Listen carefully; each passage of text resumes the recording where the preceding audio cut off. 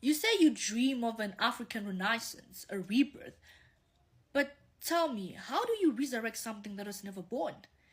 How do you speak of rebirth when the umbilical cord between leadership and people has long been cut, severed by greed, pride, and memory loss?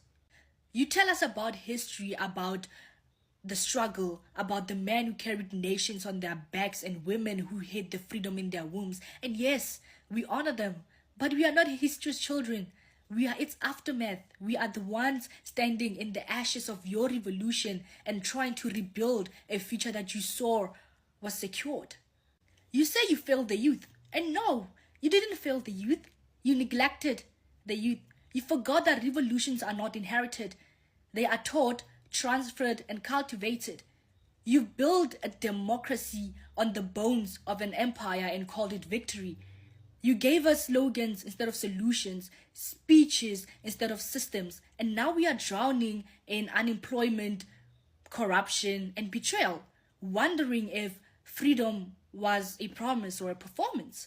You speak of legacy, of Oliver Tambo, of giants who came before, but you forgot that legacy means nothing if it doesn't feed the living. We cannot eat legacy. You cannot build on nostalgia. And we, the children that you left behind, are tired of seeing you romanticize a revolution that refuses to evolve. We don't want a renaissance that exists on speeches and statues. We want one that feeds our people, teaches our children, and pays the price of truth. And the truth is, freedom means nothing without power, and power means nothing without accountability. You talk of unity, but you've divided us by generation. You created a political elite that is addicted to its own mythology. You made us believe that leadership was sacred, untouchable, and permanent, but it's not. Leadership is service, and service without humility is dictatorship. They planned a revolution, they fought it, they bled for it, they sang songs about it, they marched for it, and they died believing in it. But in the fire of their triumph, they forgot to ask the most important question.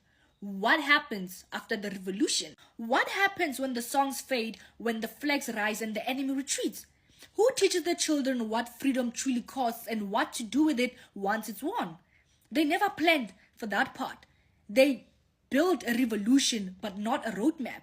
They fought for power but never learned how to pass it down. And that is how we got here, a generation unprepared, a leadership uninspired, and a continent still waiting for the promises that was written in its liberation songs. They said Africa must rise, but rise to what? A corruption dressed as patriotism, to democracy built on dependency, to the youth still locked out of opportunities and watching the same old faces recite the same lines about freedom? You cannot rewrite history with speeches. You cannot rebuild a nation by quoting heroes of the past while ignoring the hopes of the present. The African Renaissance was supposed to be more than a slogan. It was meant to be a plan, a strategy to rebuild centuries of injustice, to reclaim dignity, to prepare the next generation for true leadership, not recycled power. But they forgot the youth. They forgot that revolution without succession is regression, that liberation is not an endpoint but a handover. You don't just free a people, you prepare them to lead themselves.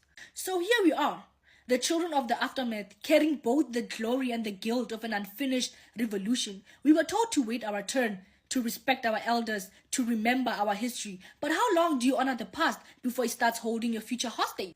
We don't want to inherit a broken system. We want to rebuild it. We don't want to be subjects of liberation. We want to be the authors of transformation, because the real revolution, the one that matters, doesn't happen in the bush or in ballot boxes. It happens in classrooms, in the newsroom, in the hearts of every young African who refuses to accept mediocrity as destiny. You want a renaissance? Then teach us, equip us, let us lead. Because the question was never whether Africa could rise, but the question, the one that you forgot to ask, was how we make sure it never falls again.